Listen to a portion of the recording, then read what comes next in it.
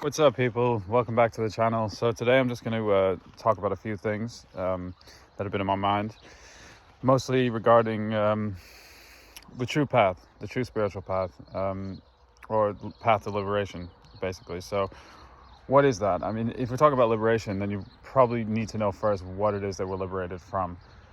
They use the term bondage, that comes up a lot, but what does that even mean? If you think about it from the sense of as a spirit, as an acting entity in the universe, what does then bondage mean in that sense?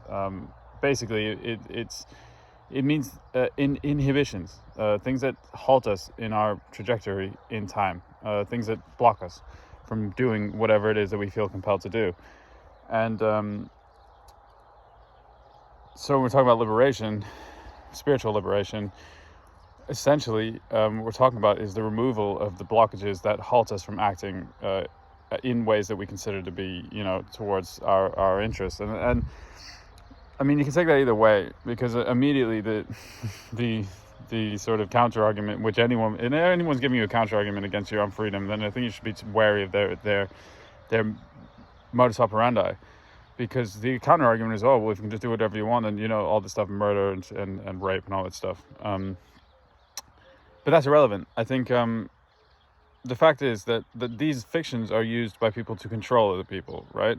Because we're controlled in society. Society has all these rules about what we can and can't do. The irony is that the people who have the most power are the people who do the most heinous things, and they want to keep it that way for some reason, whatever reason, it doesn't really matter. And I personally, I find it interesting how, as I try to start to elaborate on, the truth and finding it, it's difficult to not mention the fact that we are into this state where this is an aspect of all material world. There are two opposing forces. There's the force of proliferation of life, and then there's the condensation of matter into material. There's materialization and there's growth. These are two oppositional forces, and they're not necessarily good or bad. Like if you think about a tree, for example, you have the tree, and it's inside its stem. Or inside the trunk. There's a force, a life force, literally pulling liquid and minerals and energy up from the ground. And as it grows, and that reaches upwards, there's also the counterbalancing force of the condensation, of the hardening of the outside stem, the material. And you can see that it has this cracking effect where you see on the bark of a tree where there's that conflict between the expansion force and the contraction force. And that plays out again in the human world it plays out in all dimensions of existence. This is like the yin and yang that Taoists talk about. That's the oppositional forces. And that being the case, of course, when we're talking about liberation, we are talking about the expansive force of growth, which is our soul, right? We're a soul or spirit. I don't know, people get all touchy about the words, but again, we're not talking about the words. You listen to the image that I'm creating. This is a thought form that I'm passing your way. It's not about the words. And again, this is the biggest part of this, the awakening process, or the coming to reality. There's an old Taoist book called The Awakening to the Real. And I think that's an interesting facet of really what happens again in these progressive realizations. People who are seeking truth. What we're awakening to is the underlying experience that we are a part of, right? It's interesting because as a kid, I've got little kids, and it's something, you just think about it anyway, is that when you we construct reality, right? At some point you're a baby and you can't say a fucking thing. You go around, you just need milk, and you're like running around and everything's cool or not cool. That you have feelings, you encounter entities in this field of information.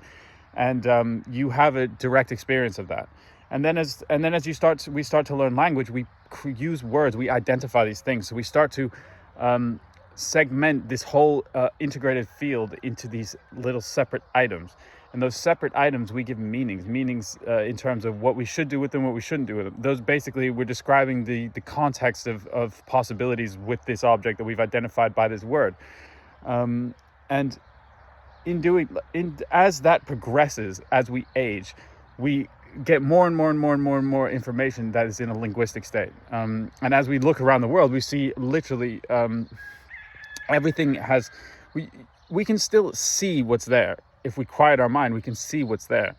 But our understanding of it is all linguistic, in the sense of it's as time accumulates in our experience of our life, in terms of as we grow or age, as we call it, but it's really just the accumulation of time in this specific mind, in terms of the increasing of information that comes through the experience, the growth of our time frame. We create this more and more complex arrangement of information that is encoded in what we call language, right? And so our meanings, our words and meanings, become more and more condensed in language. And as that happens, our ability to actually see reality as it's unfolding, in terms of the actual occurrence of things in the present, and then our assumption of the possibilities of action in the future, becomes limited.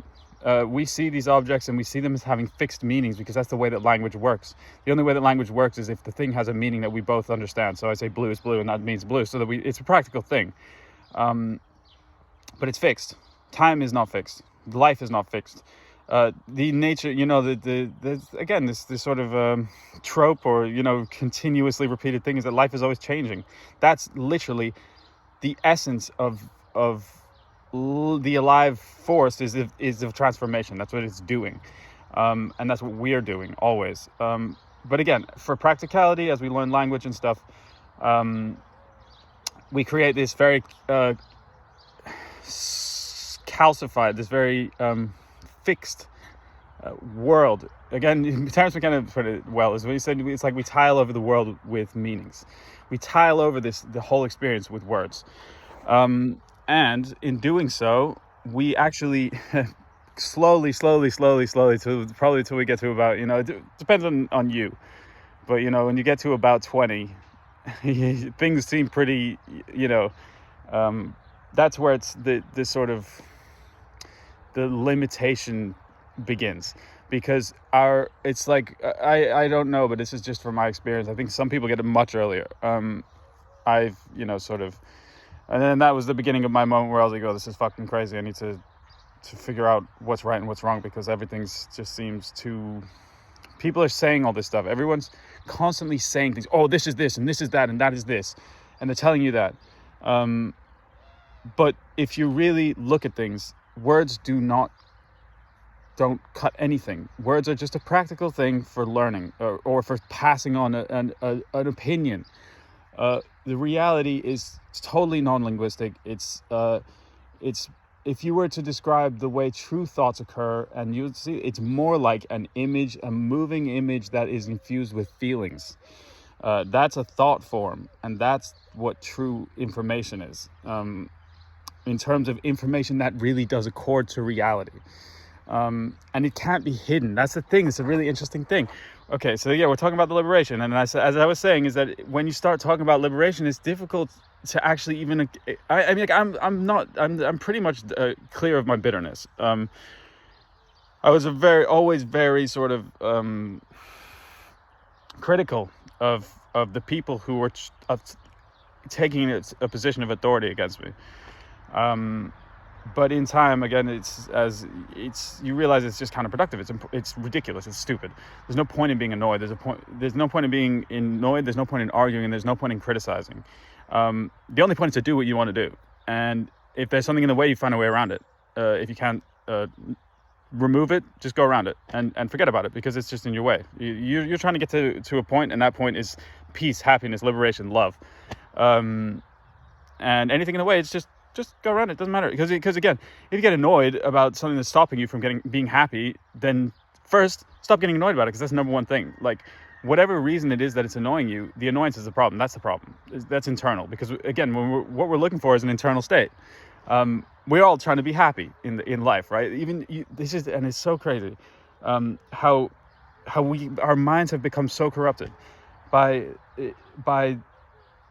I'm not going to say anything, but this is for us to discover individually what it is that's causing us this problem. what it is that's causing us to suffer, right?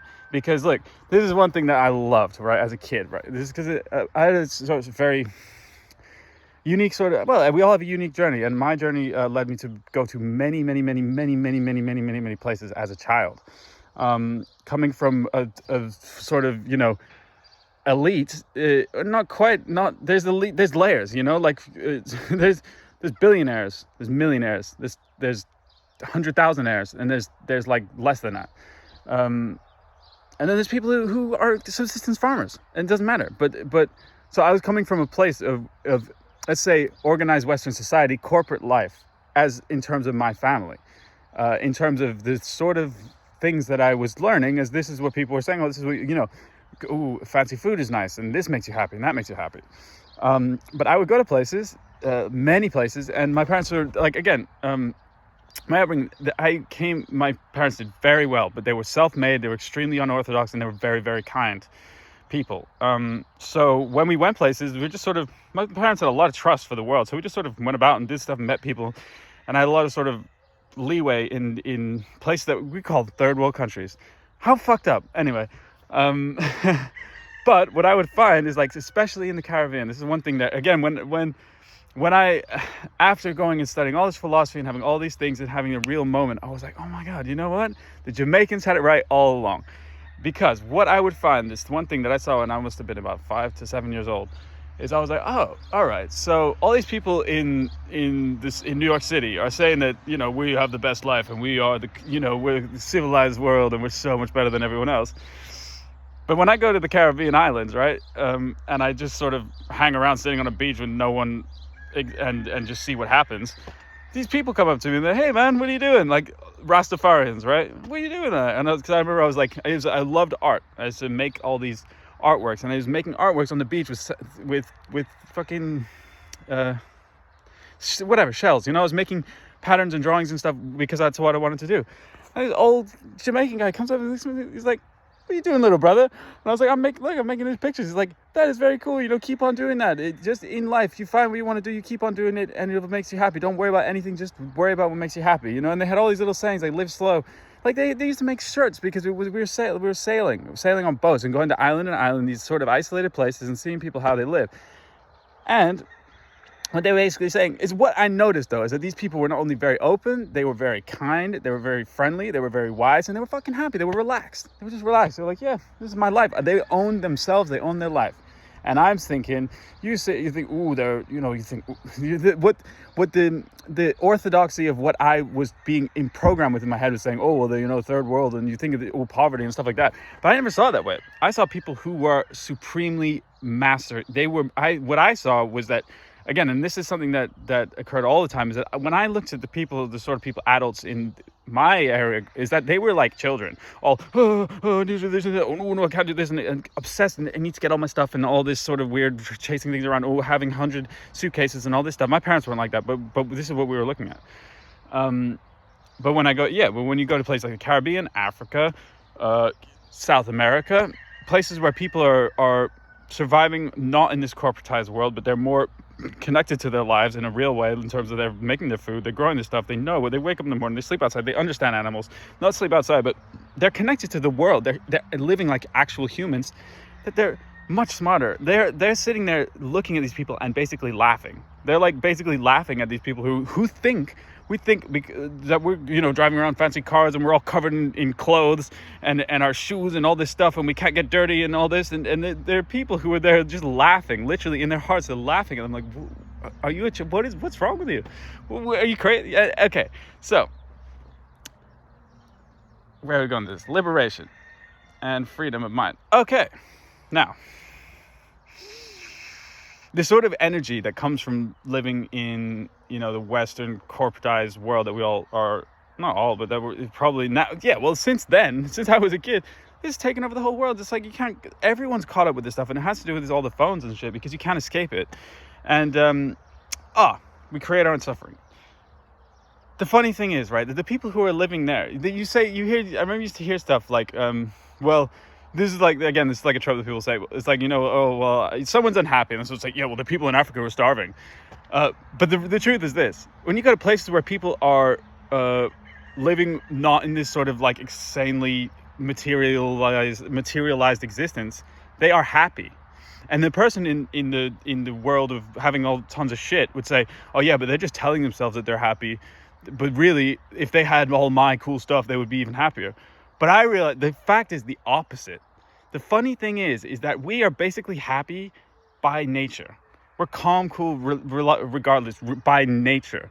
We have to tell ourselves things to make ourselves unhappy. Oh, because we see, oh, now I need this, now I need that. That's what you learn as you're going through this sort of process, depending on I don't know what it is, and I don't want to get into all this sort of esoteric things, of which I don't really have enough experience to say for sure why this is the case. But it is the case that some people resist this sort of thinking much longer. Some people know things. Some people find it a lot easier to see through the mistakes of thought that lead to unhappiness and leave you down a track in your life where you get to your 40s and you're like, oh, I'm dying and I'm sick and I'm fat and I've got all this shit, but I hate my life and I hate my family and my wife and my kids hate me and all this stuff. Because what happens is that we actually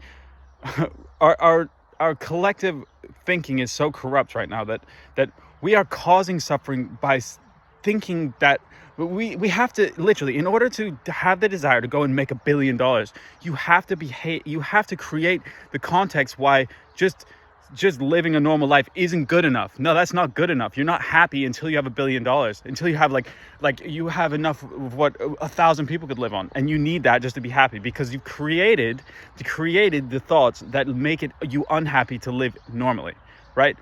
That's the problem. So we're talking about liberation. We're talking about the path of spiritual and all this stuff. What is it?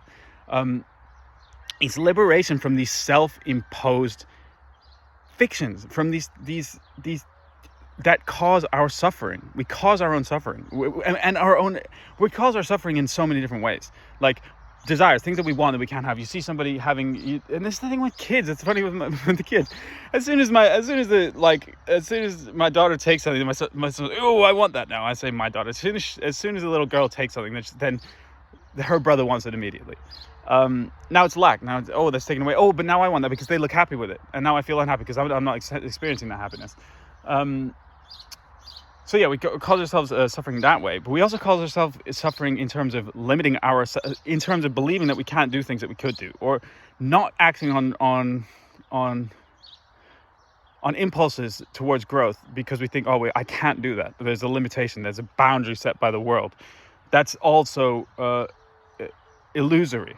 So again, we talk about, or I hear this thing, the illusion, the Maya thing. And personally, that wasn't really, I heard at some point someone saying that they can go both ways. You can either go by fully accepting everything or by fully saying that everything's an illusion. And I definitely went the other route, because all the illusory stuff, I think that has a sort of negative connotation, like that, oh, everything's an illusion and that there's a true world and this isn't it. But I get that. But what I would say is that our limitations and our unhappiness and all that is an illusion. That's a thought. We are responding to our own thoughts. When I see illusions, where I see illusions is in terms of the way that we respond to our thoughts rather than the actual experience of reality. We think we have an impulse because we are at core, we are the life force which is acting on the world, creating everything happening in the universe right now. We are that. That's what we are. So be happy about that. And that is driving things forward. And when we have an impulse, that's that impulse. It's trying to do that. Then a thought comes in to block that, right? That's a fucking fence. That's like it's funny because I'm getting chickens. And you got to put the fences up. And I'm like, oh shit, am I really going to do this? There's an amazing little essay by one of the anarchists from like the 1900s or something about chickens, about how suddenly now the chickens encasing them, and then he's fighting with his neighbor because his neighbor's dog killed the chicken, and then you go from freedom to now you're back in enslavement because of this context of barriering life, stopping life from its progression. And that's what I was saying, the two complementary forces of, I'm not going to use any terms that are too caught up in any too many meanings, but there's a force of expansion and a force of contraction, right? And there's a large organ. There's a large or a long running, see, we'll just say long running because this thing has been established for many lifetimes.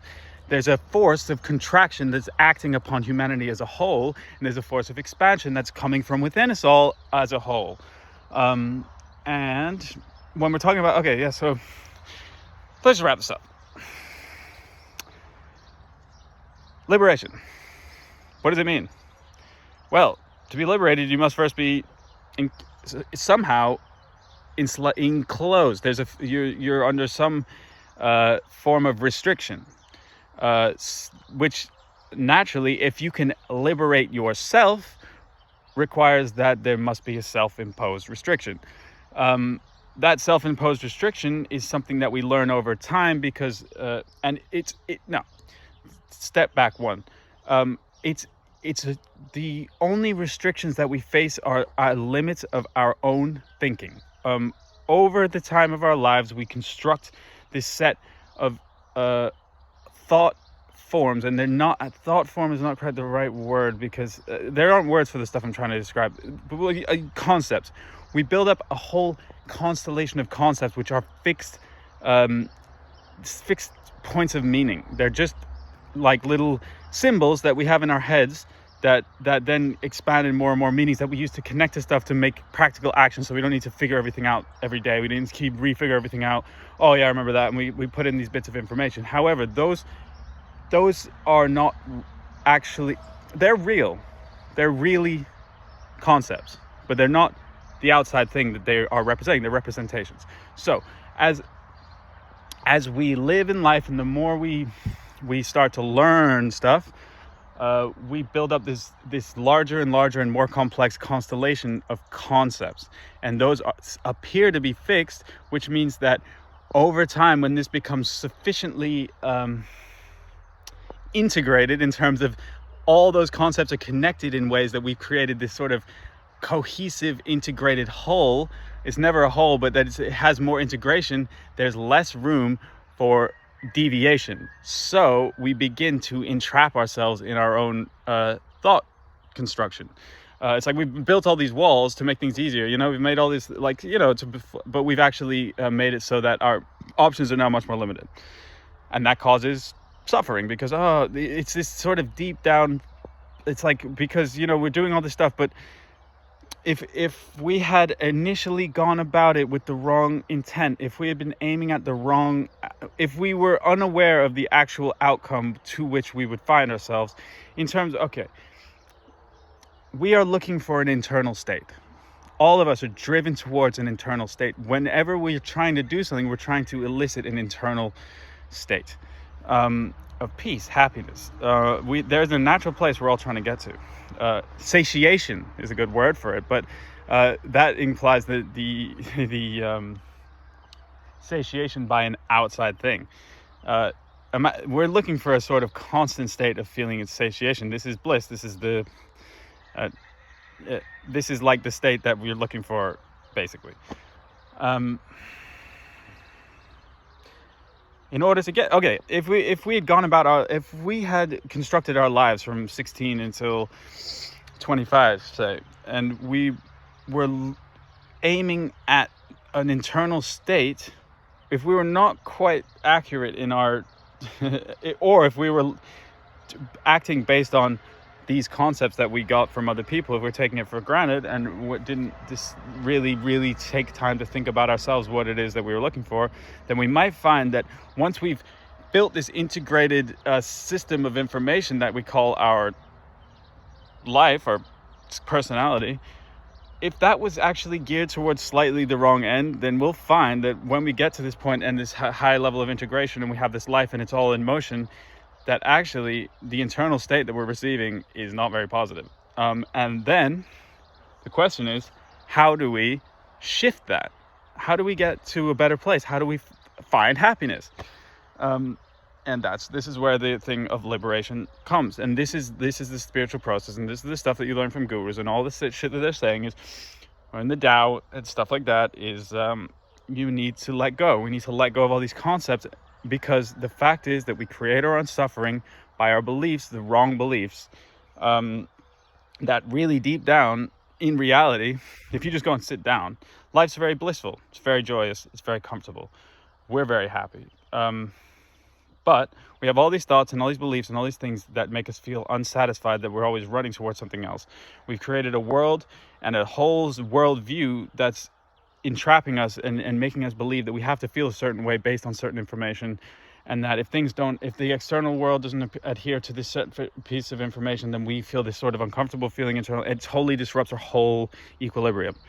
All unhealth and all this stuff comes from that. So let's just conclude really quick.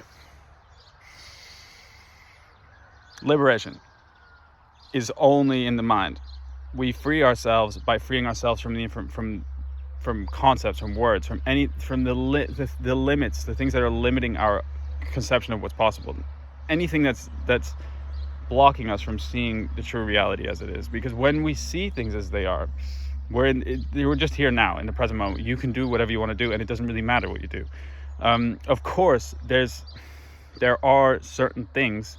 There is, like I said, there's a life impulse that's going, and it's creating life, and it's creating time, and everything's going, and we're part of that. We're doing it. It has a certain modus operandi. We call it natural law, and I can't talk about that now. It'll be another hour. There are certain things there are certain impulses that develop, which will lead to suffering, and for you and for others. So of course it's better not to act on certain impulses, but what we need to be is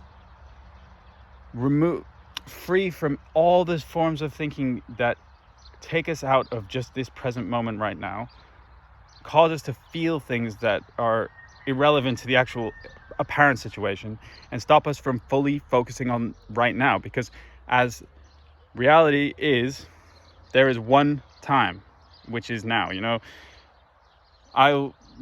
Initially I was very interested in the concept of time, so I can elaborate much more on that.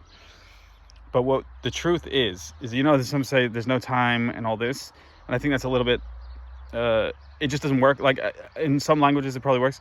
In English it just doesn't really make sense to me at all. But there is only one time, which is right now.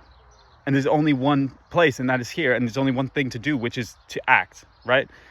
Anything that limits that action is going to cause suffering, because you're in this sort of, it's stopping the flowing of life moving and your life moving. And due to the fact that there is a certain trajectory that we're on in life, and this force that emanates from us, that is us, has a certain, it's like water will always flow down, will always flow downwards. We're going in a certain trajectory.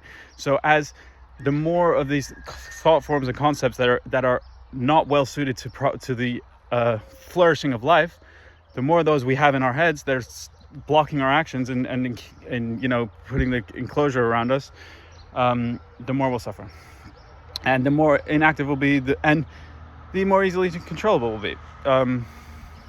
We're like right now we're like domesticated animals, and not in the good way, not even in the good way.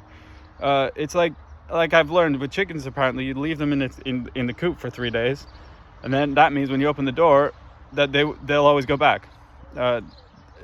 They've lost the sort of freedom, in a sense. We're like that, and we can free ourselves from that in terms of we can operate in a totally different state of being, which is much more where we are much more able to act and do what we want, just to act and not to accumulate these little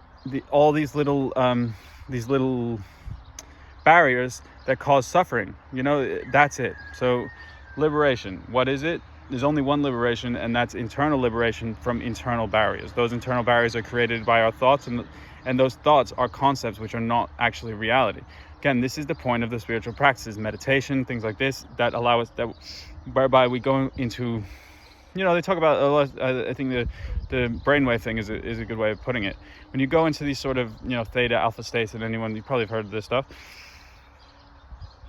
then your awareness is such that you can see what is a thought and what is a reality. As we move into reality, we're free from the thoughts, and that's liberation.